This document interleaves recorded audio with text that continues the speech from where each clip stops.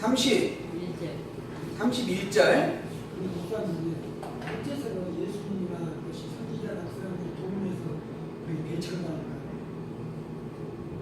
그 이유가 있을 거라니. 동네에서 배척을 당하는 이유에 대한 부분들은 인간적으로나 사회적으로나 많은 원인이 있겠죠. 그렇다고 또 모든 선지자가 다 배척을 당하지는 않았을 것이에요. 근데 문제는 아까도 이야기드렸지만 구약에서 기록 있었던 사건들은 그것이 다 그리스도인한 예표적 사건의 성질을 가지고 있어요. 근데 이 에레미야 선지자가 동네에서 배척을 당했어. 그래가지고 나중에 애국으로 끌려가요. 그것도 자기는 동네 사람들이 밤중에 찾아왔어요. 그래가지고는 우리가 과연 바벨론 포로로 끌려가는 것이 맞느냐, 바벨론을 따라가는 것이 맞느냐, 안 그러면은 애국으로 도망가는 것이 맞느냐, 뭐 이런 이야기를, 아니면 저하고 싸울 것이냐, 하나님 뜻이 뭐냐. 그때 에레미야가 이미 내가 다 이야기했지 않느냐, 이미 전에 다 하나님께서 하나님 말씀대로 다 이렇게 내가 전해 주지 않느냐. 그러니까는 다시 한번 이야기해달라. 이야기하면 그게 어떤 말인지 내가 그대로 듣고 순종하겠다. 그래서 이제 에레미야가 자신 있게 바벨론 포로로 끌려가는 것이 맞다 하고서 이제 이야기해주죠. 그게 하나님께서 이미 정해놓으시고 우리에게 주신 말씀의 뜻이다. 그랬더니 이 동네 사람들이 에레미야를 붙잡아가지고 묶어버리고 우리 보고 가서 항복하라고 하는 것이 말이 되느냐? 영으로 도망가자. 그래서 완전히 올챙이 청겨구리처럼 이렇게 또 애국으로 가는 그런 일들이 있었죠. 근데 이 일들이 결국은 선지자를 배척하는 하나의 일들이거든요. 이제 그 예표로 예수께서도 동네에서 배척을 당한다라고 하는 부분을 인용을 하면서 당신이 또 배척되어짐을 보여주고 있지 않았나. 저는 그렇게 생각을 해봅니다. 자, 이제 31절. 갈릴리 가버나움 동네에 내려오사 안식일에 가르치심에 저희가 그 가르치심에 놀라니 이는 그 말씀이 권세가 있음이로라. 근데 이 말씀, 권세 있는 말씀이 지금 나사렛에서 똑같이 선포가 되어졌고 갈릴리에서도 똑같이 가버나움에서 선포가 되어지는 겁니다.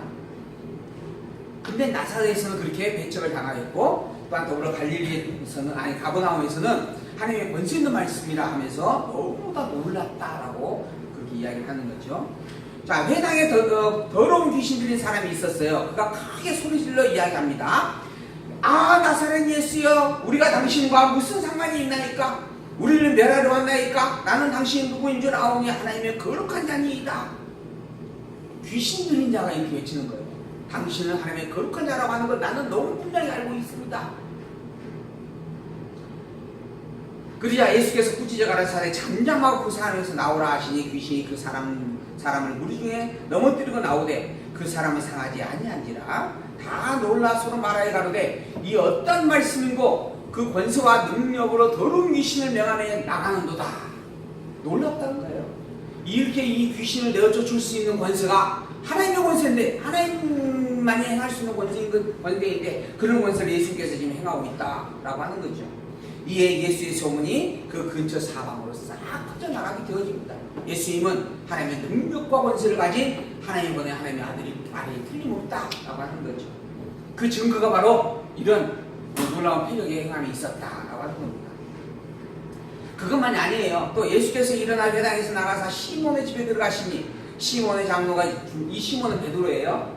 이 시몬의 장모가 중한 열병에 붙들린지라. 사람이 저를 위하여 예수께 구하니 예수께서 가까이 가서 열병을 꾸짖으시되 병이 떠나고 여자가 곧 일어나서 저희에게 수종을 들었다.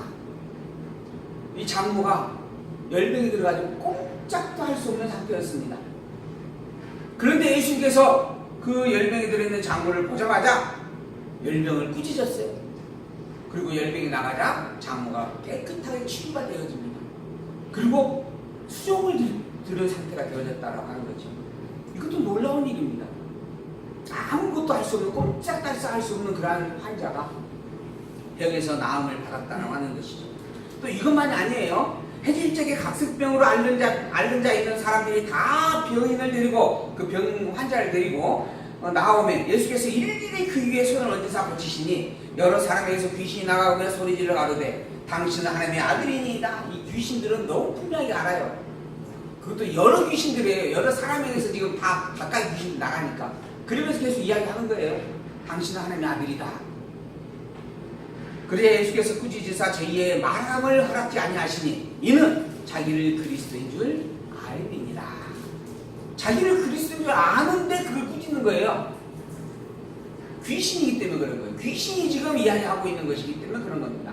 예수님은 귀신에게 자기가 그리스도를 알려주기 위하여 이 땅에 오신 게 아니에요. 하나님 당신의 백성들에게, 그것도 타락하여 죄 아래에서 죄인으로 이렇게 억압받고 억누림을 당하고 있는 그런 당신의 백성들에게 구원을 베풀기 위하여, 천국의 복음을 증가하기 위하여 이 땅에 오신 겁니다. 그래서 의인에게 온 게 아니고 죄인에게 왔다라고 하는 말씀도 비유를 해서 이야기하는 거죠. 그런데 자꾸 이 귀신들이 예수님을 자꾸 그리스도로 알고 하나님의 아들이라고 외치고 다니는 겁니다. 사실 귀신들에게는 아무 쓸모없는 그러한 이야기들인데 그런 이야기를 하고 있다라고 하는 거. 그래서 귀신의 입을 틀어막았다라고 이야기를 해주고 있는 겁니다. 귀신들에게는 이 천국 복음이 증거되어지고 또는 전달되어지고 알 필요도 사실은 없는 일이었다라고 하는 그런 부분이죠. 그럼에도 불구하고 예수님의 소문은 온 천하에 끊임없이 계속해서 퍼져나가고 있는 상태였다라고 이야기를 해주고 있습니다. 자, 이어서 5장을 봅니다. 5장부터는 아들의 임무에 대한 사역의 증거 내용입니다. 아들의 임무, 이 지금 예수님께서 속죄주, 선지자, 통치자의 임무가 있음을, 통치자의 임무를 행하는 것을 직접 보여주고 증거하는 그런 사건입니다. 근데 여기에 이제 뭐였죠? 속죄주, 그 다음에 선지자, 그 다음에 통치자예요. 통치자. 이걸 바꿔 말하면 속죄주는 제사장입니다. 제사직이에요. 제사와 관계된 겁니다. 선지자는 가르침이죠. 즉 선지직이에요. 그 다음에 통치자는 왕직입니다. 이 속죄주, 속죄, 즉 제사장, 선지자, 왕은 이미 구약 성경에서는 그리스도라고 하는 기름 부음을 통하여 세워진 인물들입니다. 이 그리스도라고 하는 이 부분은 기름 부음으로 세웠다라고 하는 거예요. 이게 원래 뜻입니다. 이 기름 부음으로 세워진 자들을 가리켜서 표현하는 그런 칭호인데, 결국 이 기름 부음으로 세운 자들이 선지자요, 왕이요, 제사장인데, 이 기름 부음으로 세워진 이 그리스도가 가진 직임이 무엇인지를 가르쳐주는 사건들이었다라고 하는 겁니다. 이게 구약 성경에 하나님께서 왕과 선지자와 제사장을 세우면서 기름 부음으로 말미암아 세운 이유가 뭐였는가? 내가 장차 그리스도를 보낼 것인데 그 그리스도가 가진 직임이 제사장이요, 왕이요, 선지자의 직임이다라고 하는 것을 알려주기 위한 섭리였다라고 하는 겁니다. 그리고 그 그리스도로 예수님이 오셨어요. 그러니까 예수 당신께서 당신이 가지고 있는 속죄주, 선지직, 왕직을, 통치직을 직접 보여주는 겁니다. 내가 하나님께서 그리스도를 보낼 것이고 그 그리스도는 이런 직임을 가지고 있을 것이다 라고 예언하셨는데, 섭리를 해주셨는데, 섭리된 약속대로 예수께서 그리스도 오셨어요. 그러면 예수님 당신이 그리스도인 것을 어떻게 입증하면 되는가? 당신이 왕직, 선지직, 제사직을 가지고 있음을 보여주면 되는 거예요. 그래서 그 일을 보여주게 된다라고 하는 겁니다. 이게 하나님의 아들됨의 사역이다라고 이야기할 수 있는 부분들이죠.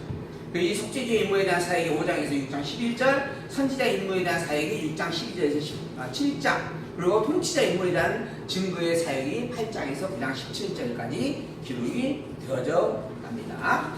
자, 일단 5장 1절 속죄주의 사역에 대한 내용입니다. 첫 번째, 고기를 잡는 표적을 행하여서 죄인임을 고백하는 시몬을 불러주심으로 증거한다. 이게 이제 베드로가 어부예요.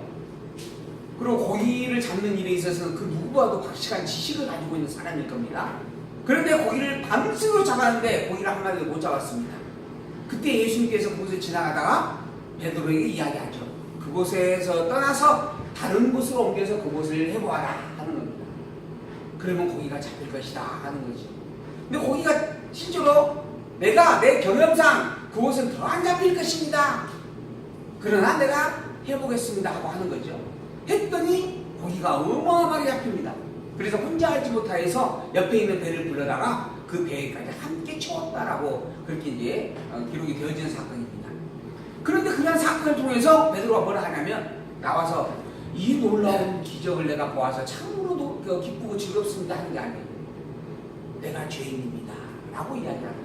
이게 이제 다른 복음서와 이 누가복음의 차이입니다. 누가복음 이 본문에서는 자기가 죄인이다라고 먼저 베드로가 고백을 하죠.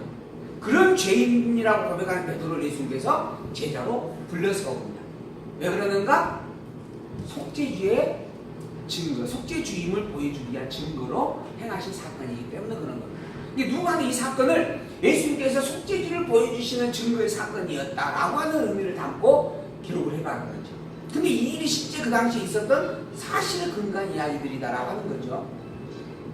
자, 봅니다. 우리가 오니하여 하나님의 말씀을 듣고 있을 때 예수가 게네사렛 호숫가에 서서 호숫가에 두 배가 있는 것을 보았어요. 어부들은 배에서 나와서 그물을 싣고 있었습니다. 예수께서 한 배에 오르시니 그 배는 시몬의 배였어요. 육지에서 조금 뛰기를 청하시고 앉으사 배에서 무리를 가르치시더니 말씀을 마치시고 시몬에게 이르시되 깊은 데로 가서 그물을 내려 고기를 잡으라. 시몬이 대답하여 가로되 선생님이 우리들이 밤이 맞도록 수고를 하였으되 얻은 것이 없지만은 말씀에 의지하여 내가 그물을 내리리라 하고 그리한즉 고기를 내오는 것이 힘이 많아 그물이 찢어지는지라. 이에 다른 배에 있는 동물을 손짓하여 와서 도와달라 하니 저희가 와서 두 배의 체험에 잠기게 되었다. 그러니까 어마어마하게 밤새도록 고기를 잡았는데 잡지 못하는 상황에서 예수님의 말씀을 따라 고기를 잡고 그 배가 두 배나 채울 정도의 양이 되어졌다라고 하는 것이죠. 이 본문에 있는 중요한 핵심 다음의 고백입니다. 베드로가 뭐라 하는가? 시몬 베드로가 이를 보고 예수의 무릎 앞에 엎드려 가로되 주여 나를 떠나소서 나는 죄인으로소이다 하는 겁니다. 이 놀라운 기회를 보고 너무 감사합니다 라고 나올 이야기인데 그러지 아니하고 내가 죄인입니다 라고 베드로가 고백을 하는 겁니다. 그러자 이는 자기와 및 자기와 함께 있는 모든 사람이 고기 잡힌 것을 인하여 놀라고 세베대의 아들로서 시몬의 동업자인 야고보와 요한도 놀랐다. 이건 상상도 못한 일이었다라고 하는 거예요. 이 일은.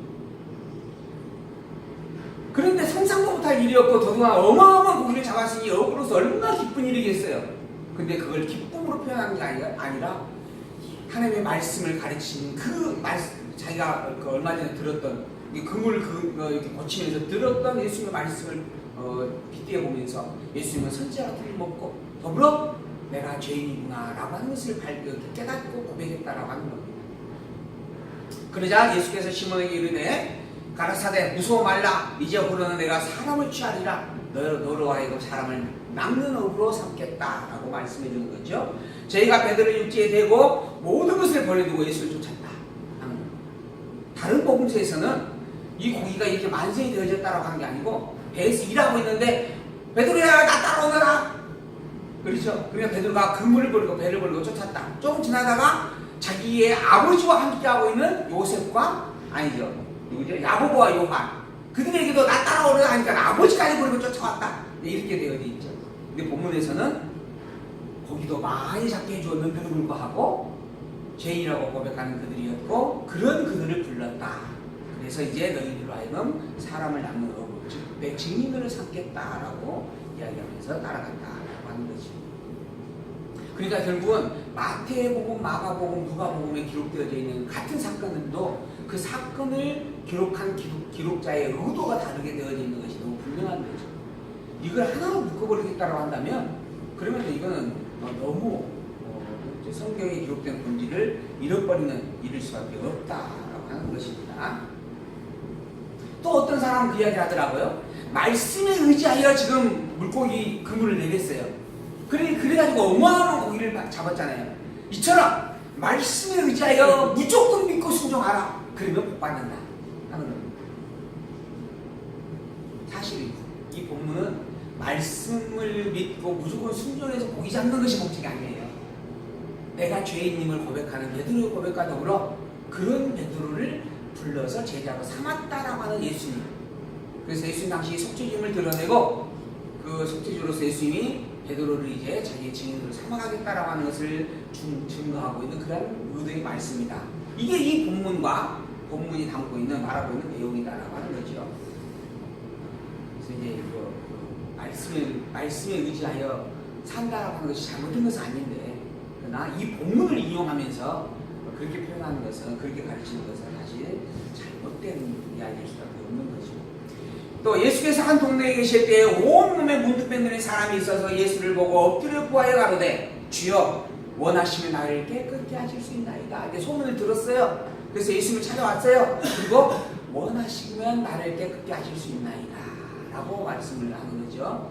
그러자 예수님께서 손을 내밀어 저에게 대시며 가라사대 내가 원하노니 깨끗함을 받으라. 당신이 하나님의 능력을 가진 하나님의 아들이 분명합니다. 당신에게는 하나님의 권능이 있습니다. 그러니 당신이 원하시면 내 이 문득병도 깨끗하게 치료하실 수 있을 줄로 그렇게 믿습니다 라고 이야기하는 거죠.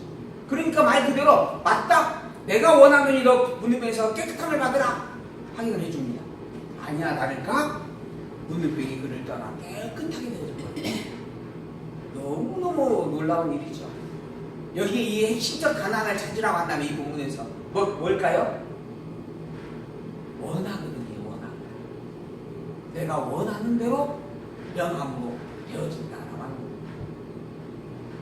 또 예수께서 저를 경계하시되 아무에게도 이르지 말고 가서 대제사에게 내 몸을 보이고 또 내 깨끗게 됨을 인하여 모세의 명한 대로 예물을 드려 저희에게 증가하라 하셨더니 예수의 소문이 더욱 커지매 허다한 무리가 말씀도 듣고 자기 병도 나음을 얻고자 하여 모여오되 예수는 물러가서 한적한 곳에서 기도하셨다.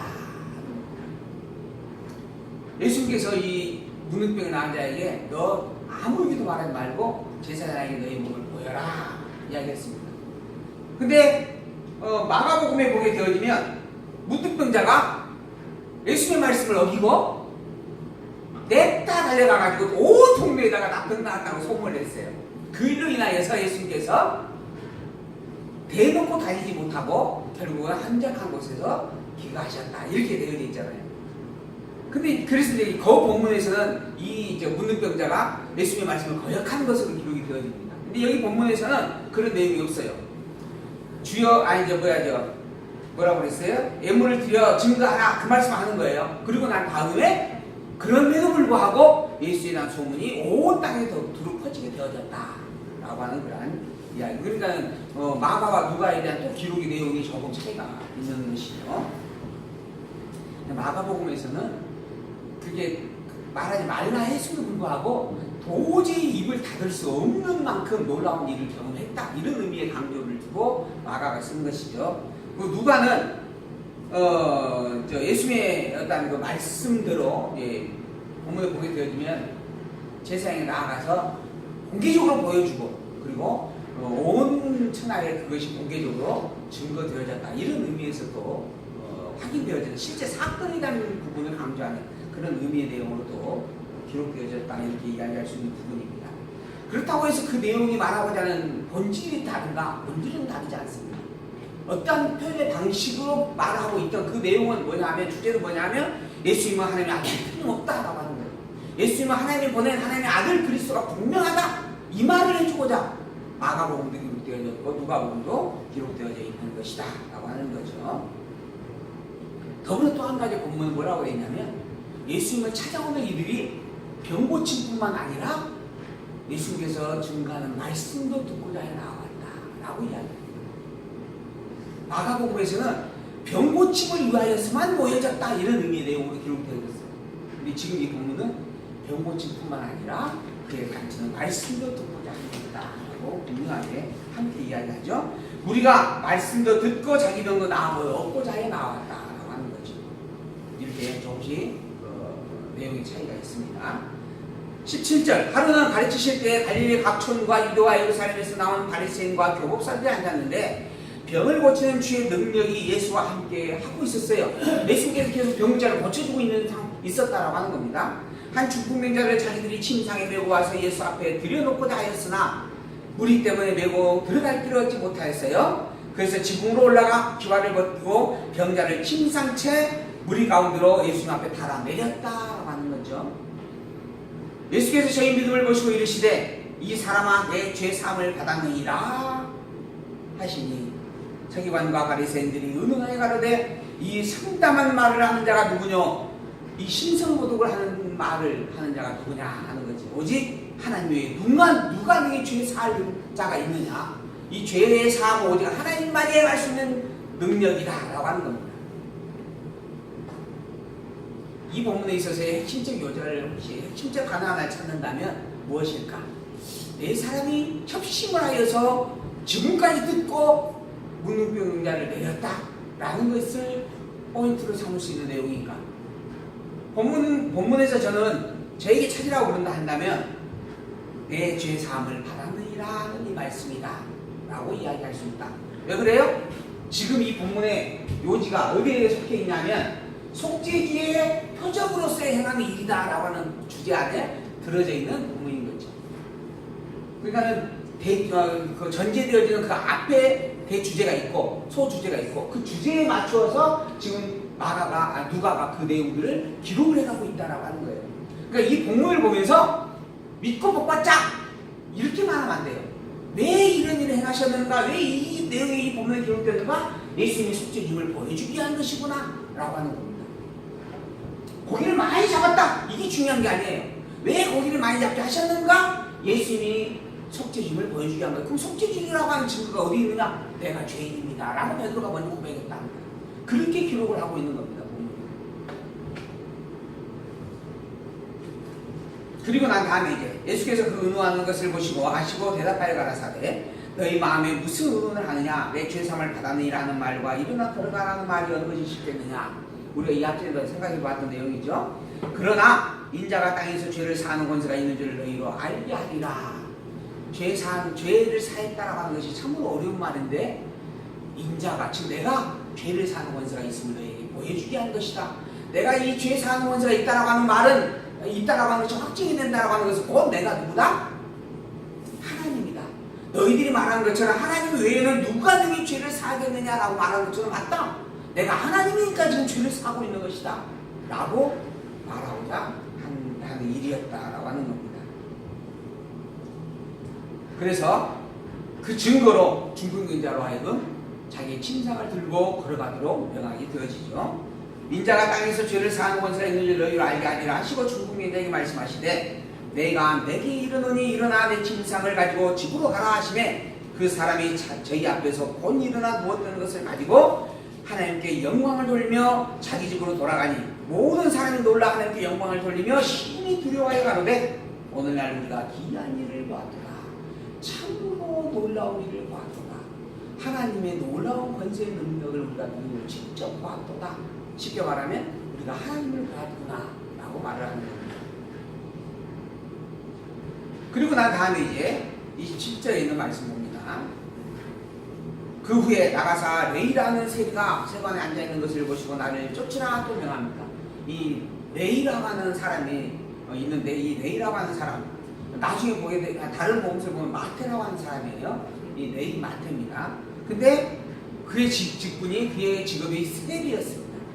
이 세리라고 하는 이 사람을 보시고 나를 쫓으라 했습니다. 이 당시의 세리는 모든 사람들이 인간으로도 취급하지 않는 존재였습니다. 그만큼 비리가 많았고 백성들을 착취하고 억압하였던 백성들의 원수와 같은 그런 죄인이었다라고 하는 거죠. 근데 그런 죄인 취급을 받고 있는 세리를 불러가지고 함께 하도록 하는 겁니다. 예수 당신이 죄인과 함께하는 속죄주임을 보여주는 거죠. 자, 제가 모든 것을 벌고 이리라 쫓았어요. 레이가 예수를 위하여 자기 집에서 큰 잔치를 하니 세리와 다른 사람들이 많이 함께 앉았습니다. 레이의 친구들, 즉 세리 직업을 가지고 있는 많은 친구들이 모여서 함께 하게 된 거죠. 바리새인과 저희 서기관들이 그 제자들을 비방하여 가로되 너희가 어찌하여 세리와 죄인과 함께 먹고 마시느냐. 예수께서 대답하여 가라사대 건강한 자에게는 의원이 쓸데없고 병든 자에게라야 쓸데있나니 내가 의인을 불러온 것이 아니요 죄인을 불러 회개시키러 왔노라. 내가 속죄주러 왔다 라고 하는 것을 한마디로 일축해서 말씀하시는 겁니다. 너희들이 스스로 의인이라고 자칭한다면 너희에게 난 필요 없다. 나는 죄인을 구제하기 위해서 병든 자를 구제하기 위해서 온 존재이다 라고 속죄주의다 라고 자신의 신분을 분명하게 밝혀주었습니다. 저희가 예수께 말하되 요한의 제자는 자주 금식하며 기도하고 바리새인들의 제자들도 또한 그러하되 당신의 제자들은 먹고 마십니다. 한 가지 또 트집을 잡는 겁니다. 당신의 제자들은 먹고 마시는데 지금 요한의 제자나 바리새인 제자들은 다 금식하고 기도도 하고 그러고 있습니다. 어떻게 금식하고 기도하는 그 때에 당신의 제자들은 그렇게 먹고 마실 수 있느냐라고 하는 거죠. 예수께서 저에게 이르시되 혼인집 손님들이 신랑과 함께 있을 때 너희가 그 손님으로 금식하게 할 수 있느냐? 그러나 그날에 이르러 저희가 신랑을 빼앗기리니 그날에는 금식할 것이니라. 자, 이게 이제 금식 갖고 트집을 잡는 겁니다. 금식. 이 금식이라고 하는 것은 사실 하나님께서 하나님 앞에 죄를 범하였다라고 하는 것을 죄를 자복하는 심정으로 대속을 간구하는 그러한 기도의 형식입니다. 이게 금식이에요. 내가 죄인이다라고 하는 고백하는 거예요. 그래서 금식에는 그러한 죄에 대한 고백과 더불어서 기도하는 부분들이 함께 동반이 되어졌습니다. 근데 이것을 날짜를 정해놓고 날짜에 맞춰서 하는 거예요. 내가 죄인이다라고 하는 죄의 고백으로서 하는 게 아니고 그 날이 금식의 날이니까 금식을 한다라고 하는 겁니다. 이렇게 지금 되어져 있는 상황에서 왜 지금 제자들이 요한의 제자도 그렇고 바리새인 제자들도 그렇고 금식의 날짜가 되어져서 다 금식하고 있는데 당신들은 왜 금식하지 않습니까? 라고 묻는 거예요. 그래서 예수께서 말하는 거예요. 금식이란 원래 죄에 대한 기도, 죄에 대한 자복의 성리이다라고 하는 겁니다. 그런데 지금 현재는 죄에 대한 죄 안에 있는 게 아니고 신랑과 함께하고 있다라고 하는 거예요. 그 예를 들어서 혼인잔치가 있는데 이 혼인잔치에서 신랑과 함께 있는 상황에서 누가 금식을 하느냐? 이날은 다 기뻐하면서 즐거워하면서 먹고 마시고 함께 이렇게 평안을 누리고 기뻐하는 그런 신랑들 아니겠느냐? 그리고 때가 되어지면 이 신랑을 잃어버릴 것이고 그러면 고통 속에서 고통에 대한 탄식으로 금식을 할 수밖에 없는 것이다. 이게 금식이다라고 하는 거예요. 날짜에 맞춰서 하는 게 아니고 하나님과 기뻐하는 그 기쁨을 잃어버렸을 때 행하는 게 금식이다.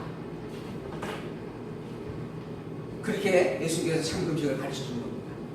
그리고 설명을 더 해줍니다. 또 비유하여 이르시되 새 옷에서 한 조각을 찢어 낡은 옷에 붙이는 자가 있느냐 하는 겁니다. 옷을 새 옷을 샀어요. 그리고 평소에 입던 낡은 옷이 있어요. 낡은 옷이 그동안 입었으니까 정이 들었겠죠. 근데 그 새 옷을 사와가지고 새 옷을 오려가지고 낡은 옷에다가 붙였어요. 새 옷이 버려지는 겁니다. 새 옷도 못 입는 거죠. 거기 이제 낡은 옷에다 입혔는데 낡은 옷 조각과 낡은 옷과 새 조각은 결합될 수가 없습니다. 새 조각과 낡은 조각은 그 강력이 다르잖아요. 그러니까 오히려 낡은 옷이 더 헐어질 수밖에 없다라고 하는 거예요. 그래서 상식적으로 낡은 옷을 버릴지언정 새 옷을 샀으면 새 옷을 입는 것이니 새 옷을 사다가 그 조각을 내가지고 낡은 옷을 붙이는 사람은 있을 수 없다. 만약에 있다면 누가 그럴까요? 그렇게 한다면 누구예요? 정신이 정상적이지 않는 비정상적인 사람이 할 것이다 하는 거죠. 한동안 찢어진 게 유행이잖아요. 우리 딸내미도 우리 아들내미도 우리 은혜가 아마 그런 옷 입고 다닐 거야. 무릎 이렇게 막 튀어나온 거. 근데 그게 외국인이 특히 북한 사람들이 내려와가지고 딱 보고 야 나만이 잘 산다더니 나만이 훨씬 못 사나 보다. 어떻게 저렇게 다 찢어진 옷을 이렇게 입고 다닐 수 있느냐 하고 놀랬대잖아요. 처음에 와서. 근데 나중에 가서 보니까 그것이 더 비싸. 이렇게 밋밋한 옷보다 더 비싸다라고 하는 겁니다. 어쨌든 상식적으로는 있을 수 없는 일들이다라고 하는 이야기를 해주고 있는 거예요. 그래서 만일 그렇게 하면 새 옷을 찢을 뿐이요. 또 새 옷에 찢은 조각이 낡은 것에 합하지도 않는다. 둘 다 버리게 되어진다. 새 포도주를 낡은 가죽부대에 넣는 자도 없다. 왜? 새 포도주의 그 강렬함이 낡은 조각을 다 찢어버리기 때문에 그래요. 그래서 결국 포도주도 잃어버리게 된다라고 하는 거죠. 그래서 그렇게 한다면 새 포도주가 부대를 터뜨려 포도주가 쏟아지고 부대도 버리게 된다. 새 포도주는 새 부대에 넣어야 하는 것이다. 새 옷은 새 옷으로 입어야 되는 것이다. 묵은 포도주를 마시는 자는 마시고 새 것을 원하는 자가 또 없다. 이게 여러 가지 비유를 하는 겁니다. 이게 상식이다라고 하는 거예요. 묵은 것을 먹고 묵은 것을 취한 자가 새 것을 바라는 자는 또한 있을 수도 없다라고 하는 거죠. 묵은 것이 좋다 합니다라고 하는 거죠. 나는 날에 취하여서 날에 어울려서 금식한다라고 하는 것은 잘못된 것이다. 이러한 잘못된 가르침에 매여 있는 것도 헛되는 것이다. 내가 더 분명하게 올바른 참된 금식이라는 것을 가르쳐준다라고 말씀을 하는 부분이죠. 그랬더니 이번에는 뭐라고 하냐면 안식을 가지고 이야기합니다. 안식을 가지고 처음에는 이제 속죄 죄 사함을 가지고 이야기했죠. 그 다음에 이제 지금 세 번째 안식이래요. 안식일에 예수께서 밀밭 사이로 지나가실 때 제자들이 이삭을 잘라 손으로 비벼 먹었어요. 어떤 바리새인들이 말하되 어찌하여 안식일 하지 못할 일을 하였느냐. 제자들이 배가 고팠어요. 그래서 그걸 비벼서 까먹었다라고 하는 거죠. 근데 안식일날 그랬다라고 이제 책잡는 겁니다. 안식일날 하지 못할 일을 했다. 안식일날 해서는 안 될 일을 했다 하는 거죠. 근데 이 말은 뭐냐면 안식일에는 아무것도 해서는 안 되는데 그 일을 했다 이런 의미예요. 그래서 예수께서 이야기합니다. 다윗이 자기와 자기와 및 함께 한 자들이 시장할 때 한 일을 읽어본 적이 없느냐, 읽어보지 못하였느냐. 이게 지금 이제 사무엘상 21장에 나와져 있는 내용입니다. 이걸 이야기하면서 인용을 하면서 말씀하는 거예요. 그가 하나님의 전에 들어가서 다만 제사장 외에는 먹지 못하는 진설병을 집어먹었다. 그러니까 원래 모세 율법에 의하면 하나님께 제사를 드리는 진설병이 있어요. 그 떡상에 올리는 떡입니다. 우리가 성전을 이제 보게 되어지면 성전은 성소와 지성소 3분의 1, 3분의 2로 구별이 되어집니다. 제일 먼저 성소에 문을 들어가면 물두멍이 있어요. 물두멍. 이게 손발을 씻는 겁니다. 자기의 손발을 씻고 들어가는 거예요. 그러고 나면 제단이 있습니다. 여기에서 이제 제사를 드릴 제물을 불태우는 곳입니다. 그리고 난 다음에 이제 여기서 들어가기 지성소에 들어가면 지성소에 떡상, 촛대, 그다음에 저기가 뭐죠? 언약궤가 있어요. 이렇게 이제 있다라고 하는 겁니다. 이 지성소에는 오직 대제사장만 들어가야 됩니다. 그리고 맞나요 이게 구도가? 구도가 맞죠? 제 기억이 좀 그러는데 제 기억에 따라서 이야기를 드는 거예요. 근데 여기에 이 지성소에 이 떡은 오직 제사장만 먹을 수 있는 음식이에요. 그 누구도 먹을 수 없다라고 하는 거예요. 이게 모세의 법이었어요. 근데 이 다윗이 성전에 들어가서 이 제사장이 먹는 음식을 내와가지고 그 음식을 먹었다라고 하는 거예요. 그뿐만 아니라 자기와 함께 있던 자들에게까지 나누어 줬다라고 하는 거예요. 근데 하나님으로부터 진노를 당치 않았다라고 하는 겁니다. 이런 일이 있었다라고 하는 거예요. 왜 그런 일을 너희들이 읽어본 적이 없느냐?